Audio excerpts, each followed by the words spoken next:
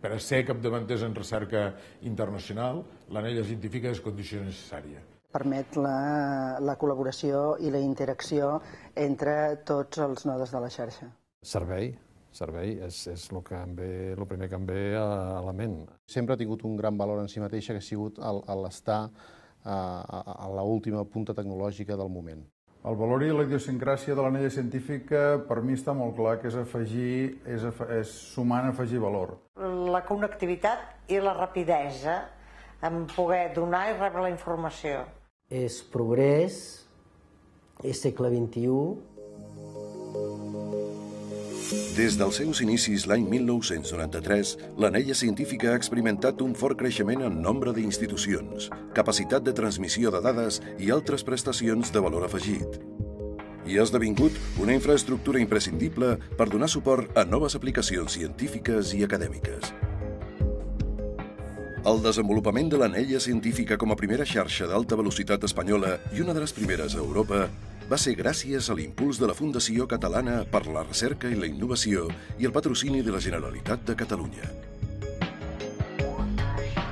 Aquesta infraestructura per a la universitat i la investigació, gestionada pel Centre de Supercomputació de Catalunya, és un factor clau en el desenvolupament de la societat de la informació al nostre país. Els objectius que es van plantejar inicialment han estat àmpliament superats, entre altres coses perquè la tecnologia també ha evolucionat. I jo, més que dir si es van complir els objectius o no, jo que diria és si els reptes que teníem i que tenim i que tindrem som capaços o no d'assumir-los amb l'anella. I aquí crec que la resposta és clarament que sí. Des dels seus inicis, l'anella científica ha connectat les universitats de Catalunya i centres de recerca, als quals ha proveït de connectivitat i de serveis. Com ara accés remot, autenticació, seguretat, certificació digital i veu sobre IP, entre altres, que han anat evolucionant amb els avanços tecnològics i els canvis d'usos de la xarxa. L'estructura de consorci del CESCA ha permès impulsar serveis a mida dels propis usuaris.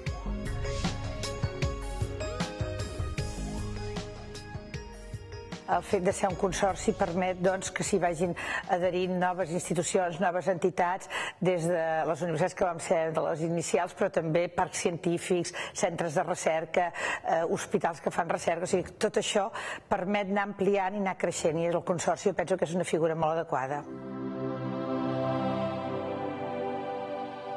Avui dia l'anella connecta universitats públiques i privades, organismes públics de recerca i instal·lacions científiques i tècniques singulars, centres i instituts de recerca, hospitals amb unitats de recerca o de docència, institucions amb continguts digitals rellevants, organismes gestors de programes d'R+D+I, parcs científics i tecnològics, entitats d'especial interès per al sistema d'R+D+I.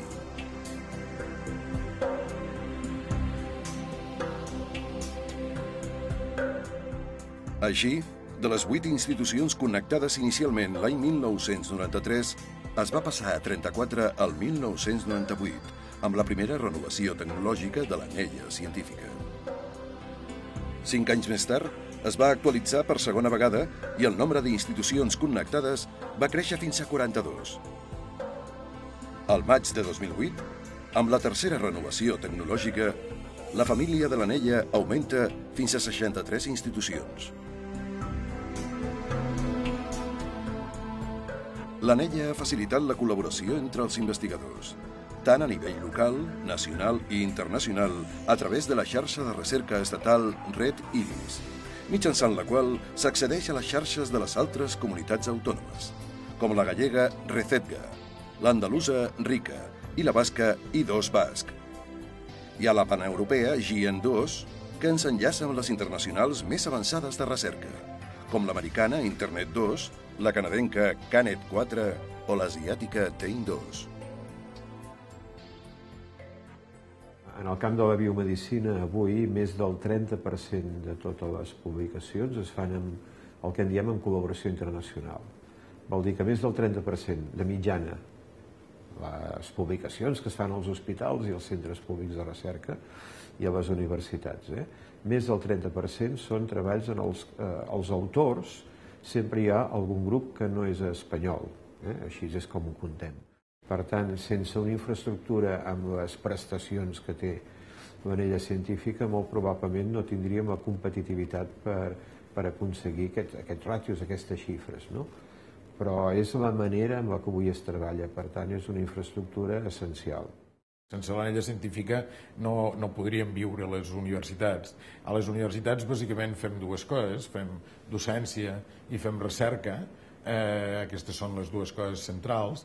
Ara mateix, en alguns àmbits del coneixement, a la Universitat Pompeu Fabra i a les universitats catalanes en general, hi ha gent del primer nivell mundial en recerca científica. L'extensió de l'anella científica arreu de Catalunya i la incorporació de nous serveis ha impulsat la connexió de centres de recerca que investiguen en tecnologies agroalimentàries, geologia, geomàtica, telecomunicacions, fotònica i malalties cardiovasculars, entre moltes d'altres. Una bona connectivitat és avui dia imprescindible per fer una recerca de qualitat. Ens ha ajudat a vertebrar-nos com a institució. Jo sempre dic que l'IRTA no és la suma d'N centres d'investigació o estacions experimentals, sinó que l'IRTA és una organització d'investigació que per assolir la seva missió i els seus objectius generals s'estructura o s'organitza amb centres, estacions, departaments i aquí. I l'anella, al facilitar una comunicació ràpida, efectiva, eficient, etc., ens ha ajudat a vertebrar-nos com a institució. Lògicament, després ens ha ajudat també a fer una recerca competitiva i de qualitat. Estem en un món de la recerca que és molt de competitiu, per tant, hem de ser eficients i eficaços en la nostra feina, i l'anella ens ha ajudat amb això també, però són les dues coses, i la primera és molt important. Pel que fa a la meva institució d'origen, té reptes de futur, que jo penso que són els reptes que l'anella té que tenir a partir d'ara. No es tracta només de subministrar comunicacions a molta gent que ja les té més o menys solucionades, sinó incidir en aquells que tenen necessitats de punta. En aquest sentit, quan es posi en marxa la font de llum de sincrotró, que serà d'aquí un parell d'anys, també tindrem necessitats de connexió amb els investigadors que vinguin a fer experiments aquí i que puguin accedir a les bases de dades que es quedaran aquí o que se les emportaran ells, però hi té que haver connectivitat. Jo penso que aquestes xarxes de gran velocitat són les que tindrà que afrontar l'anella en els pròxims anys. El constant creixement en els usos i les noves funcionalitats de la xarxa també ha promogut la connexió d'institucions amb continguts digitals rellevants, com ara biblioteques i museus, que ofereixen els seus continguts digitals en accés obert per tota la societat. En aquests moments, una de les coses importants que fa el Consorci o les universitats de Catalunya a través del Consorci de les seves biblioteques és contractar grans continguts informatius, revistes electròniques, fins de l'ordre de més de 10.000, i aquestes revistes són consumides pels investigadors i pels professors i els estudiants del sistema universitari de Catalunya. Si aquest flux, aquesta contractació, que val bastants diners, no suposés una interacció amb el sistema de revistes d'una velocitat i d'una capacitat i d'una eficiència notables, tot això no es podria fer. Per tant, aquest servei que clarament millora la vida quotidiana, aquesta plataforma de com fer recerca, aquesta millora no seria possible. Només és possible si l'anella, la xarxa de comunicacions, és suficientment robusta, eficaç i d'un ample de cabal que ho permeti. La biblioteca ha començat amb un projecte molt nou en el nostre país, vull dir el país fins i tot en el sud d'Europa, perquè estem fent el repositori de les webs de Catalunya. I és un repositori que ja dic, únic, i que no hagués, aquest sí que és un projecte que sense l'anella científica jo crec que no l'haguéssim pogut dur a terme. I està en marxa, està ja consultable, i en aquest sentit doncs som un exemple per a altres comunitats d'Espanya i altres comunitats del sud d'Europa de fer aquest nou repositori. A més, l'anella també ha facilitat el desenvolupament de l'ensenyament virtual a Catalunya. a través dels campus virtuals i de la transmissió de cursos com l'Òpera Oberta a través de la xarxa.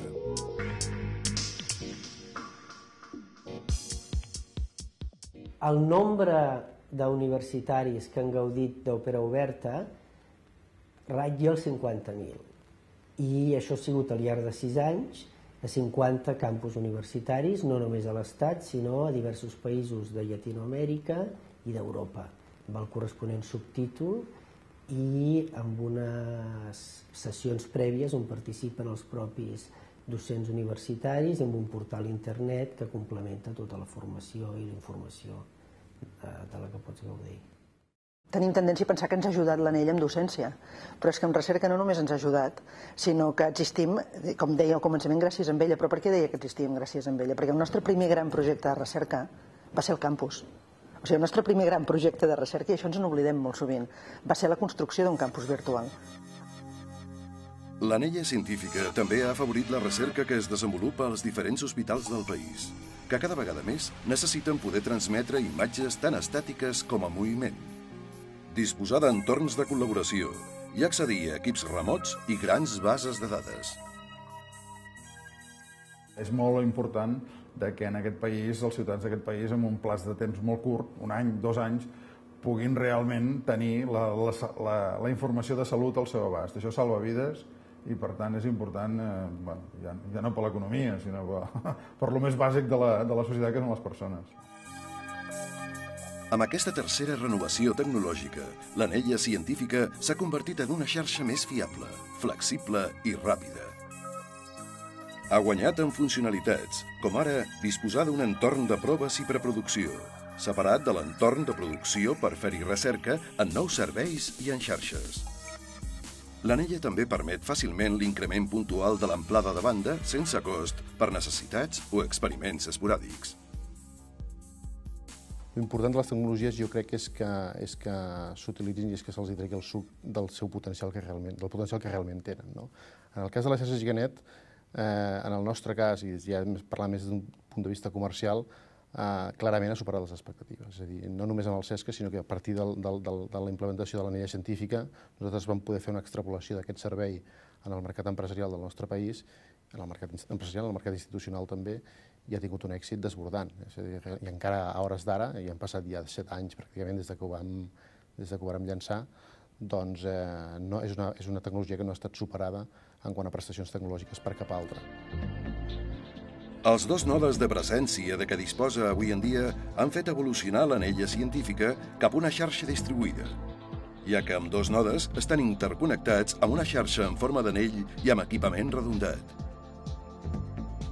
També es disposa de 3 nodes de concentració territorial amb doble escomesa, situats a Girona, Lleida i Tarragona, així com circuits de backup per a les institucions.